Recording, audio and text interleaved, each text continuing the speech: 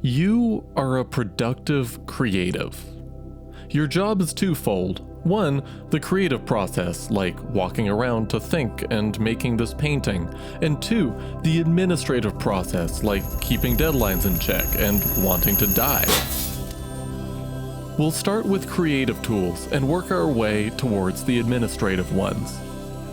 The urge to have multiple notebooks, one for ideas, one for journaling, one for the name of every person who's ever hurt you, is strong, but I invite you to deny it.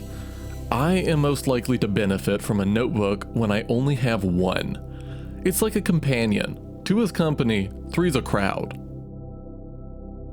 It feels like the only options are either $1.50 Scholastic Core or $70 tomes crafted from hand-licked birch bark only from the Pale Garden biome, but fortunately, there is a middle ground. Meet the Clairefontaine Age Bag cloth-bound notebook in A5. Even though these notebooks are under $15 Canadian, they're still premium enough to get you accepted at any coffee shop that serves drinks in strange cups. Decide whether people are inherently good or inherently evil, and choose a return incentivization accordingly. Destroy the spine so that it writes flat no matter what page you're on. Your notebook is now ready. Lined makes my drawings feel like words, and blank makes my words feel like drawings, and dot matrix is just weird and unnatural. Because of these opinions, my last 3 notebooks have all been graph paper.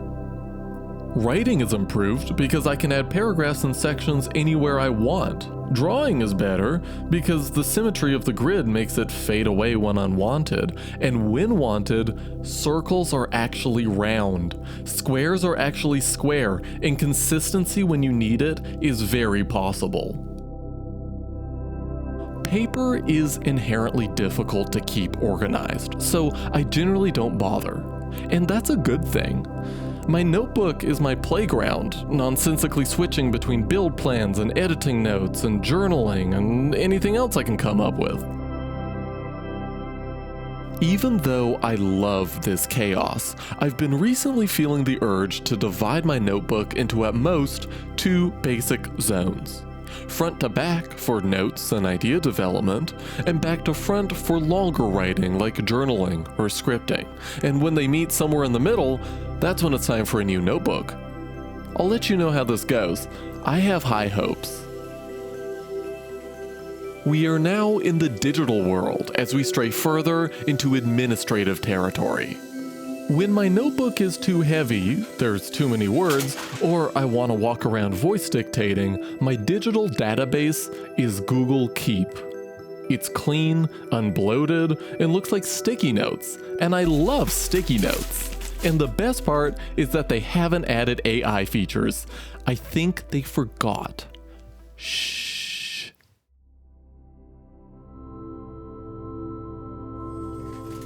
As your own personal administrator, you need to keep 2 things organized. 1, your inspirations, your ideas, your creative work. I hate organizing these things, but it's not the worst.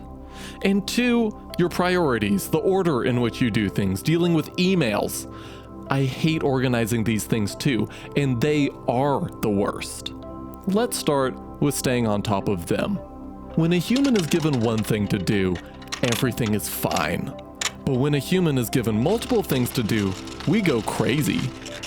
My solution: I take out my notebook and write first, what the hell is going on? Second, it's all right. And third, just do one thing, and then the next thing, and then the next thing.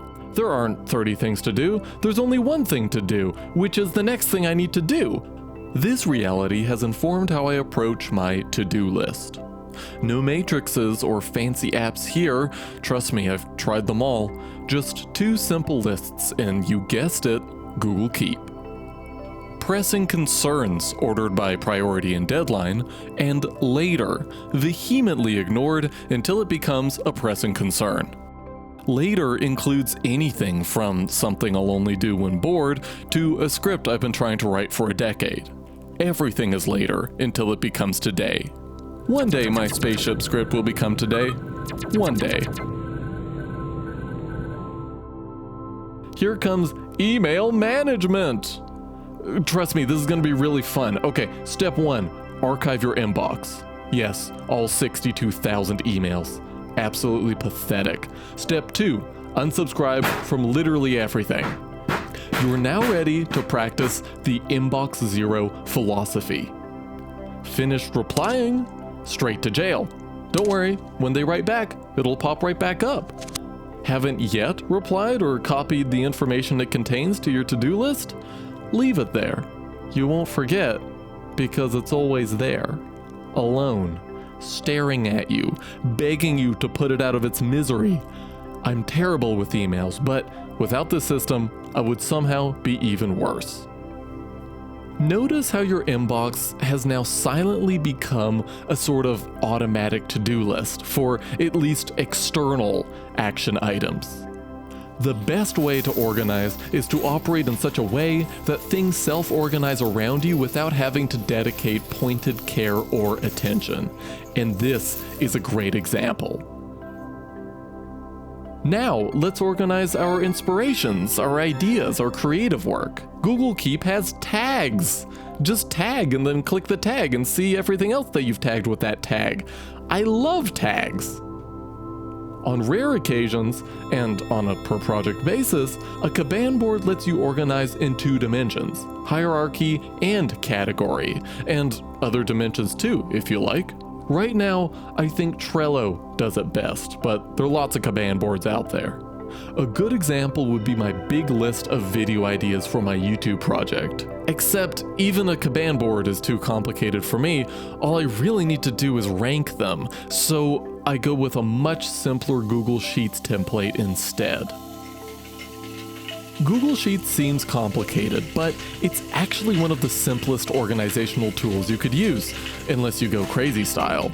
Over-organizing is the worst and most insidious breed of procrastination for a productive creative.